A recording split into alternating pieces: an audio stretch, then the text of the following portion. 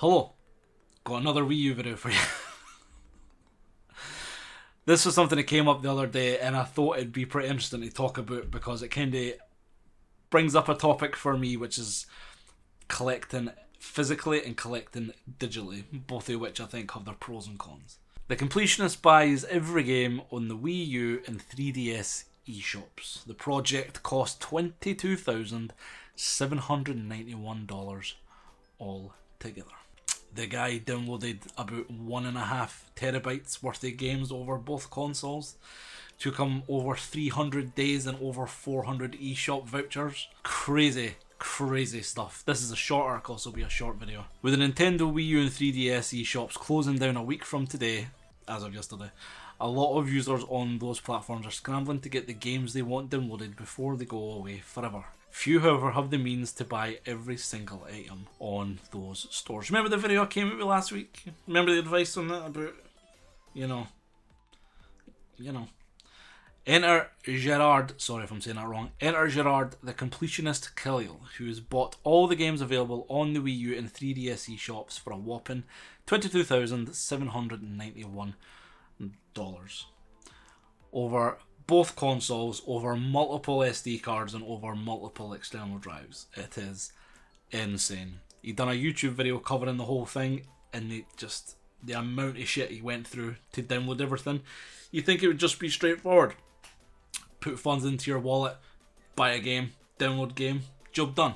No. He accumulated the funds via sponsorships and will be donating a collection of video games to the Video Game History Foundation, which seeks to preserve video game history, which I think is very admirable and a very honourable thing today when you've done all this, and kudos to the guy for doing it. This, for me though, this brings up the difference between collecting digitally and collecting physically because, like I said, both have their kind of pros and their cons. Physically, it's nice to have games there. You can just kind of take it off the shelf. You don't have to worry about shops shutting down and you losing it forever, stuff like that. But there is a very real issue nowadays of what's called disc rot. These very small like pinholes appearing in the readable side of the disc. They basically invalidate the disc and you can no longer use it. So, pros and cons. Again, having a physical collection means you need space. If you've not got space, then there's no really much else you can do. So digital is the way you can go. Especially lately as well with the Wii U having these NAND issues. I don't know how feasible this is. Like, I don't know, is he going to be donating the consoles themselves, but they'd be linked to his account, so would you need to give the account as well? I don't know.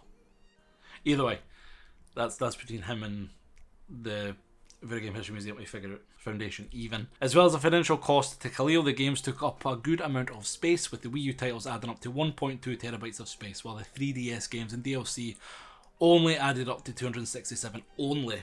The guy has like fucking 10 SD cards. Nintendo's decision to close the Wii U and 3DS eShops has been met with a good amount of controversy, especially considering this practically ends the Virtual Console, meaning you'll only be able to play retro games through the Switch online service, which I think is fair enough.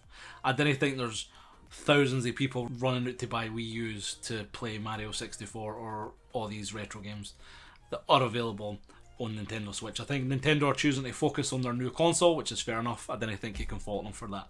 However, there are Wii U exclusive games on the Wii U eShop that legitimately, once this is gone, they're gone as well. But there are other means of preservation. However, if you do buy a game on the online store, you'll be able to re-download it whenever you see fit, and online functionality for the console won't end either. Fair enough. So if the console does go tits up and you can remember your login details, which I know some of you can't, you'll be able to buy a new Wii U, or you'll get another Wii U and be able to download it then, which is fair enough. So I'd say even if the consoles did go tits up at some point, you'll just be able to log in and have to go through all that shit again. And that's the end of the article anyway. So, fair play to the guy, or there's a team of them anyway. If you go to his YouTube channel, it's all covered there.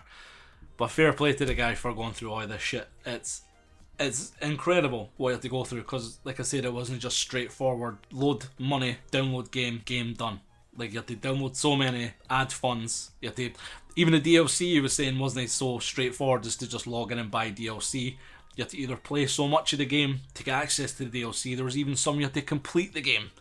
So it started over a year ago, and then it became like a very real time crunch where you thought, oh, this will just be done in a few weeks or whatever.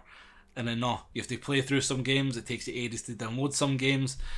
You can't download and play at the same time, I think he was saying as well. But everything's covered on his YouTube channel, and I'll link the video down below. So what do you think? Do you think this is a good idea? Do you think this is admirable? Would you rather hack the fuck out your Wii U, or would you rather just collect them all like this?